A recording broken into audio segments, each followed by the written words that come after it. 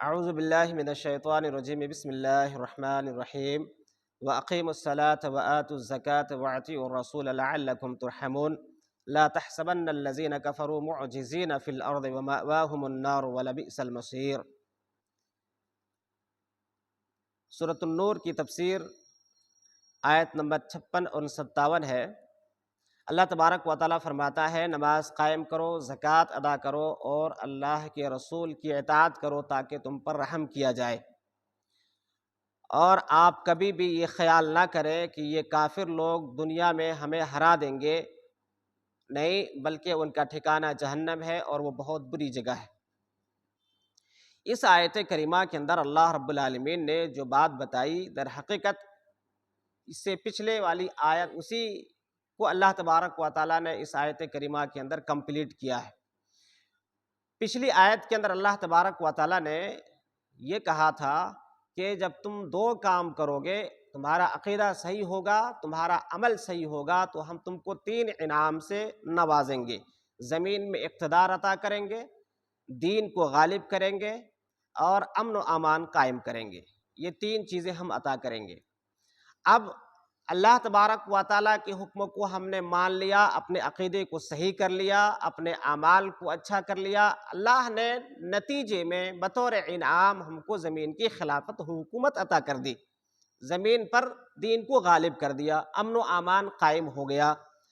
اب اس امن و امان کو برقرار رکھنے کے لیے، اس دین کے غلبے کو برقرار رکھنے کے لیے، حکومت اور اقتدار کو باقی رکھنے کے لیے اللہ تبارک و تعالیٰ نے بتایا، 3 کام بتائے۔ نماز قائم کرو، زکوٰۃ ادا کرو اور رسول کی اطاعت کرو، 3 کام بتائے۔ یعنی حکومت مل جانے کے بعد، اقتدار مل جانے کے بعد، جیسے پہلے تمہارا تعلق اللہ کے ساتھ تھا، اب بھی تمہارا تعلق اللہ کے ساتھ ویسے ہی ہونا چاہیے۔ حکومت اور اقتدار ملنے سے پہلے تمہارا تعلق جو بندوں کے ساتھ تھا، اقتدار ملنے کے بعد تمہارا تعلق بندوں کے ساتھ اب بھی ویسا ہی ہونا چاہیے، اور رسول کی اطاعت ہونی چاہیے۔ جیسے پہلے رسول کی اطاعت تھی، اب بھی ویسے ہی رسول کی اطاعت ہونی چاہیے۔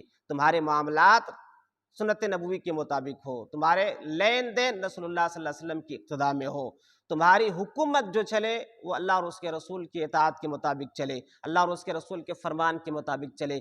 تمہارے کاروبار اور تمہارے لین دین، تمہارا بزنس، یہ سب کچھ اللہ کے نبی صلی اللہ علیہ وسلم کے بتائے ہوئے طریقے کے مطابق ہو۔ جب یہ کام کریں گے، اللہ فرماتا لعلکم ترحمون، تمہارے اوپر رحم کیا جائے گا۔ یعنی جو حکومت تم کو مل گئی ہے، اس حکومت کو باقی رکھنے کے لیے ضروری ہے کہ اللہ کے ساتھ تعلق جوڑا جائے، بندوں کے ساتھ تعلق جوڑا جائے۔ نمبر 3، اللہ کے نبی صلی اللہ علیہ وسلم کی اطاعت کی جائے۔ اس کے بعد آگے اللہ رب العالمین نے فرمایا کہ کبھی بھی آپ یہ نہ سوچیں کہ یہ کافر آپ کو دنیا میں، زمین میں ہرا دیں گے، ایسا نہیں ہوگا۔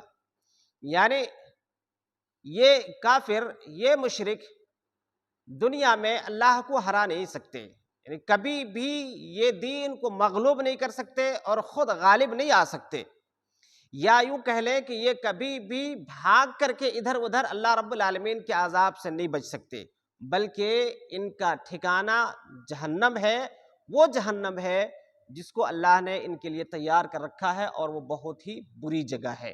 تو بہرحال اس آیت کریمہ کے اندر اللہ تبارک و تعالیٰ نے ہمیں اور آپ کو اللہ کی رحمت کیوں ملے گی، کیسے ملے گی، اس کے لیے 3 کام بتائے ہیں کہ پہلا کام اللہ سے تعلق جوڑا جائے، دوسرا کام بندوں کے ساتھ تعلق جوڑا جائے، تیسرا کام رسول کی اطاعت کی جائے۔ اللہ تبارک و تعالیٰ کی رحمت ہمارے اوپر برستی رہے گی۔ اللہ تعالیٰ سے دعا ہے اللہ تعالیٰ ہم سب کو اللہ اور اس کے رسول کی اطاعت کرنے کی توفیق عطا فرمائے، آمین۔